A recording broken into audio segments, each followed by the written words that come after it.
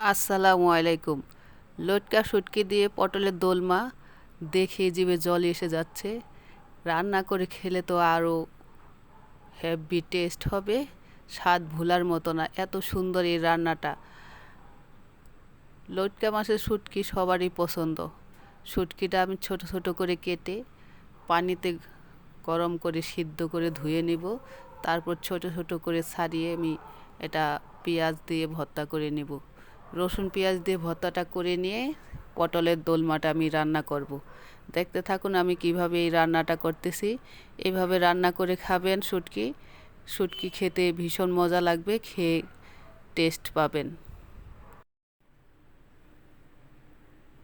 শুটকিটা কড়া করে ভেজে নিলাম। এর সাথে কুচি করা রসুনগুলি দিয়ে শুটকির সাথে ভেজে নেব ভালোভাবে।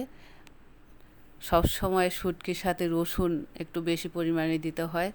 রসুনে শুটকির স্বাদটা আরও বাড়িয়ে দেয়। শুটকিটা ভেজে নিয়ে এখন ভর্তা করে নেব। পেঁয়াজ দিয়ে ভর্তাটা করে নেব, একটু বেশি করে তেল উঠিয়ে রেখেছি। তেলের সাথে পেঁয়াজটা দিয়ে এখন মরিচগুলি ডলে ভর্তা করে নেব।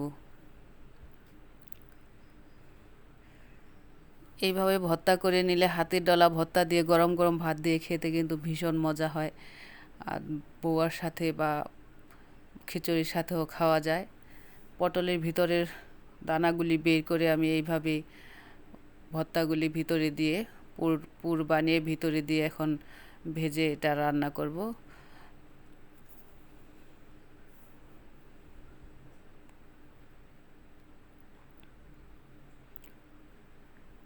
সবগুলির ভিতরে আমি পুর দিয়ে ভরে নিলাম। এখন ভাজতে চলে যাব।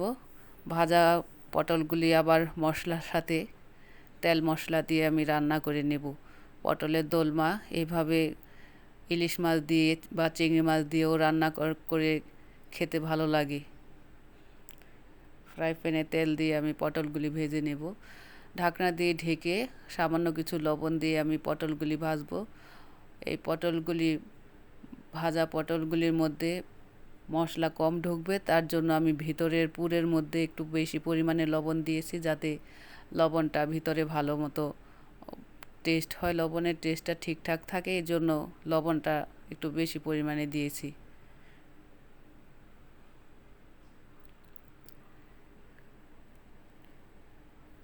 এপিট ওপিট নেড়ে চেড়ে আমি সুন্দরভাবে পটলটা ভেজে নিচ্ছি। পটলটা ভাজাটা ঠিকঠাক মতো নিতে হবে ভেজে।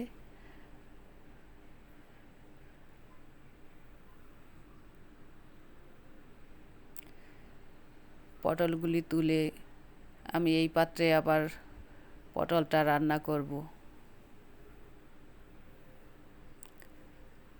সামান্য কিছু তেল অ্যাড করে এখানে পেঁয়াজ দিয়ে দিলাম। পেঁয়াজটা ভালোভাবে নেড়ে চেড়ে মশলা অল্প অল্প করে মশলা দিয়ে একটু কড়া ঝাল করে রান্না করে নেব এই পটলের দোলমাটা।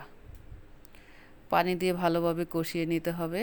কিছু কাঁচামরিচ দিয়ে এই রান্নাটা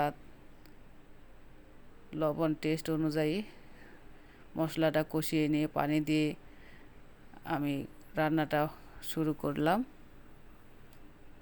পানিটা বলক তোলার পর আমি পটলগুলি দিয়ে দিলাম। ঢাকনা দিয়ে ঢেকে কিছুক্ষণ রান্না করে নেব। রান্না করা পটলের সাথে আমি ভাজা জিরের গুঁড়া আর কিছু ধনিয়া পাতা কুচি দিয়ে রান্নাটা শেষ করে নেব। এভাবে রান্না করা পটলের দোলমাটা খেতে ভালো লাগে। বিভিন্নভাবে এই শুটকিটা রান্না করে খাওয়া যায়। এইভাবে আমি পটলের দোলমাটা রান্না করে নিলাম। লটকা মাছের পটলের দোলমা হয়ে গেল রান্না করা আজকের এই রেসিপি।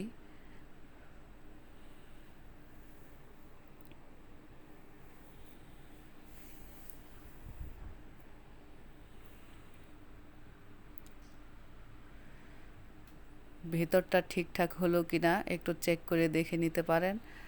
তবে আমার এই পটলের দোলমাটা আজকে ঠিকভাবে রান্না করা হয়েছে, সুন্দর ভিতরটাও সিদ্ধ হয়েছে সুন্দরভাবে।